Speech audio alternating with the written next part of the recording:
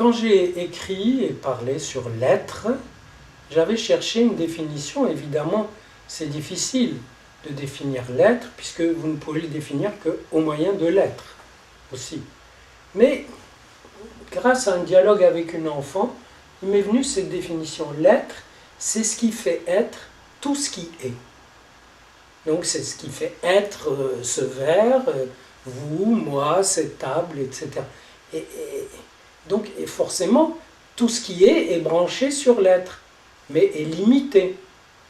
Et nous sommes limités. Chaque objet est limité. Mais l'être, lui, porte tout ce qui est et va au-delà. Alors, il se trouve que j'ai entendu un auteur qui parlait comme ça, de la religion, de l'être, et il employait cette expression, l'être, c'est-à-dire ce qui fait être tout ce qui est. Et je me suis dit, ouais, je vais quand même lui demander où il a pris ça, parce que moi j'utilise cette expression depuis, même avant mon livre Les Trois Monothéismes, qui date de 92, donc bientôt 20 ans, quand j'ai introduit ce que j'appelle l'éthique de l'être. L'éthique de l'être, c'est une éthique dans laquelle on cherche à sortir un peu de ce qu'on est, c'est-à-dire à accepter que nous, qui sommes là, on soit un peu différents de nous-mêmes, ouvrir un peu nos fenêtres sur l'être, justement, sur le possible. Et donc,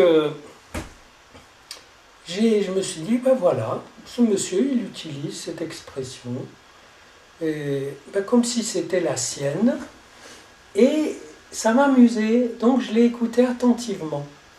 Et j'ai vu, ça ne m'a pas beaucoup surpris, que quand on prend une idée à quelqu'un comme ça, et qu'on n'est pas en mesure d'assumer ce vol, c'est comme si on avait pris une grosse pierre, on marche 10, 15, 20 mètres, et elle vous tombe sur les orteils, et ça fait très mal.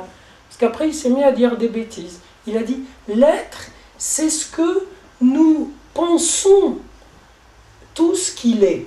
C'est-à-dire, l'être, c'est la somme de tout ce qui, chez nous qui sommes, chez les étangs, on appelle ça en jargon philosophique, c'est tout ce que nous pensons qu'il est. Alors j'ai dit, ben voilà, donc il était bien dans ce narcissisme, c'est-à-dire que l'être, ça se définit uniquement par ce que nous pensons de lui. Or l'être est aussi impensable, il dépasse, il n'est pas la somme de ce qu'on en pense. L'être, la Bible, la grande trouvaille de la Bible, c'est d'avoir divinisé l'être. Le Adonai biblique, le Yahvé, c'est l'être. L'être étant été à être. L'être pris dans le temps. Et ça, c'est une trouvaille absolument géniale parce que toutes les autres adaptations de la Bible ont fait soit un Dieu homme, soit un Dieu être suprême, être maximal en quelque sorte. Et là, c'est une fonction d'être. Et donc, cet être n'est pas la somme, bref, même le Dieu biblique n'est pas la somme de ce que les fidèles en pensent. Comprenez ? Il est au-delà de cette somme. Déjà un groupe, ce n'est pas la somme des individus qui le composent.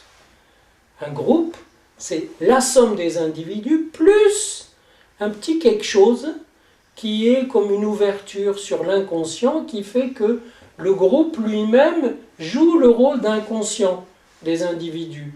Que par exemple, c'est un point de silence. Je dis parfois qu'un groupe, c'est un ensemble de gens décidés à se taire sur la même chose.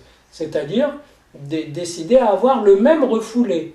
Donc, à s'appuyer sur le fait que ce refoulé est commun pour pouvoir, eux, exister un petit peu en tant qu'individus dans le groupe et au dehors. Autrement dit, c'est une vraie bêtise de considérer que l'être, c'est la somme de ce que nous en pensons.